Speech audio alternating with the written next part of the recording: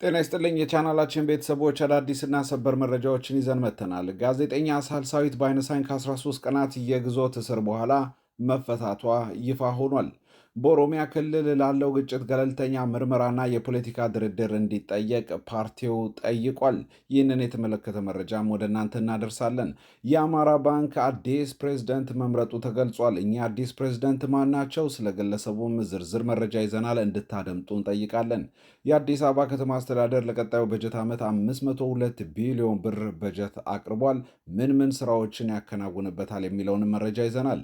ኢራን የሆርሙዝ ሰርጥን በድጋሚ መዝጋቷን አረጋገጠች። ይህም የዓለም የነዳጅ ዋጋን በድጋሚ ሊያንረውና የፖለቲካ ትኩሳቱንም ዳግም ሊቀሰቅስ እንደሚችል ተዘግቧል። ውድ የቻናላችን ቤተሰቦች እኚህን መረጃዎች ማድመጥ ከመጀመራችሁ በፊት ላይክ ማድረግ እንድትጀምሩ በአክብሮት እንጠይቃለን። በቀጥታ ወደ መረጃዎች ተሸጋገርን። ጋዜጠኛ ሳልሳዊት ባይነሳኝ ከ13 ቀናት የግዞት እስር በኋላ ተፈታች። በማህበራዊ ሚዲያ ገጾቿ በምታጋራቸው የተለያዩ ሀሳቦችና ዘገባዎች የምትታወቀው ጋዜጠኛ ሳልሳዊት ባይነሳኝ ይመር ከ13 ቀናት እስር በኋላ ትላንትና በነፃ መሰናበቷ ታውቋል። ጋዜጠኛ ሳልሳዊት ሰኔ 1 ቀን 2018 ዓ ም ምሽት ላይ በአዲስ አበባ ከሚገኘው መኖሪያ ቤቷ በቁጥጥር ስር ውላ የነበረ ሲሆን በቆይቷ ምንም አይነት ይፋዊ ክስ ሳይመሰረትባትና ፍርድ ቤት ሳትቀርብ መቆይቷ ይታወሳል። የዓለም አቀፉ የጋዜጠኞች መብት ተሟጋች ሲፒጄ ከሰሞኑ ባወጣው መግለጫ ጋዜጠኛዋ ያለምንም ቅድመ ሁኔታ በአስቸኳይ እንድትፈታ ወይም ፍርድ ቤት እንድትቀርብ መጠየቁ የሚታወስ ነው።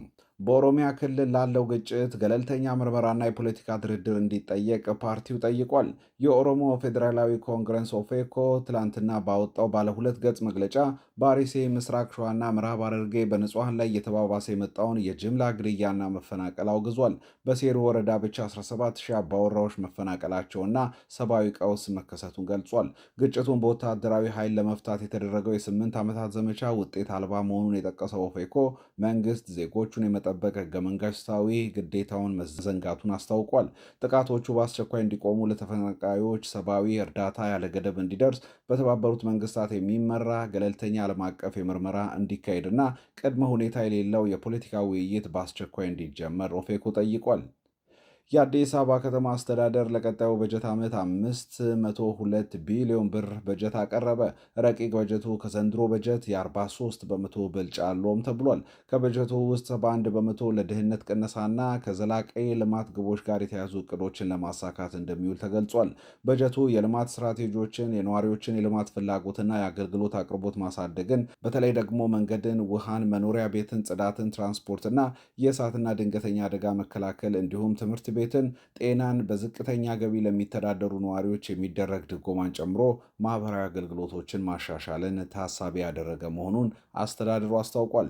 በተያዘው በጀት ዓመት የፌዴራል ድጎማ ያልተመደበለት ከተማዋ በቀጣዩ የፌዴራል መንግስት በጀት 74.5 ሚሊዮን ብር ተይዞለታል። የአማራ ባንክ አዲስ ፕሬዝደንት መረጠ። አዲሱ ፕሬዝደንት አቶ ይህን ዓለም አቅናው ይሰኛሉ። የአማራ ባንክ ዳይሬክተሮች ቦርድ ትላንት ሰኔ 13 ቀን 2018 በኢትዮጵያ ስካይላይት ሆቴል ባደረገው ጥልቅና ስትራቴጂካዊ ስብሰባ አቶ ይህን ዓለም አቅናውን አዲሱ የአማራ ባንክ ፕሬዝደንት አድርጎ መርጧል።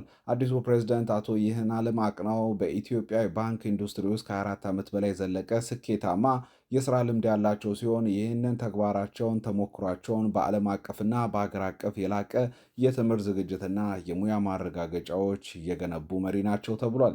የአካዳሚና የሙያ ብቃታቸው በተመለከተ በወጣው መረጃ ከአዲስ አበባ ዩኒቨርሲቲ የንግድና ኢኮኖሚክስ ፋኩልቲ በሂሳብ አያያዝ የመጀመሪያ ዲግሪያቸውን አግኝቷል። በቴክኖሎጂና ዲጂታላይዜሽን ዘርፍ ያላቸው እውቀት ለማሳደግ ከአዲስ አበባ ዩኒቨርሲቲ በኢንፎርሜሽን ሲስተም ሁለተኛ ዲግሪያቸውን አጠናቋል። በለንደን ዩናይትድ ኪንግደም ከሚገኘው የታወቀላቸውና የተመሰከረላቸው የሂሳብ ባለሙያዎች ማህበር ተምረው የላቀ የሙያ ማረጋገጫ ማዕረግም ተቀናጅቷል። እንዲሁም ከአዲስ አበባ ዩኒቨርሲቲ ድህረ ምረቃ ትምህርት ቤት የሥራ አመራር ማስተርስ ዲግሪያቸውንም አግኝተዋል።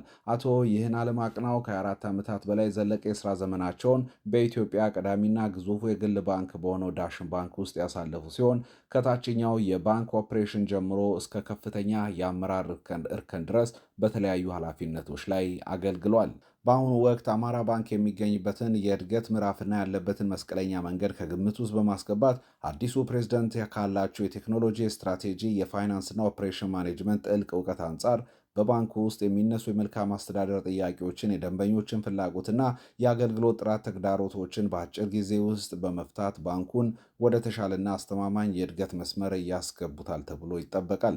ስለ አቶ ይህን ዓለም አቅናው በቅርብ ጓደኞቻቸው ያገኘነው መረጃ እንደሚያመለክተው አቶ ይህን ዓለም ባለራዕይ፣ ታማኝ፣ የሙያ ስነ ምግባሩን የሚያከብር፣ በስትራቴጂካዊ እድገትና በዲጂታል ትራንስፎርሜሽን ረገድ ተግባራዊ ልምድ ያለው መሆኑን ገልጿል። ከውጭ በያዝነው መረጃ ኢራን የሆርሙዝ ሰርጥን በድጋሚ መዝጋቷን አረጋገጠች። የኢራን አብዮታዊ ዘብ ኃይል ማንኛውም መርከብ ወደ ሰርጡ እንዳይገባ አሊያም እንዳይጠጋ አስጠንቅቋል። እስራኤል በደቡባዊ ሊባኖስ ጥቃቷን አጠናክራ በመቀጠሏ ነው ሆርሙዝን ኢራን ዳግም የዘጋቸው። እስራኤል በሊባኖስ ከንጋት አንስቶ 32 ሰዎችን ቀጥፋለች ሲልም አልጀዚራ አስነብቧል። በስምምነቱ መሰረት ዋሽንግተን መንቀሳቀስ አልቻለችም በሚል ቴህራን ወቅሳለች።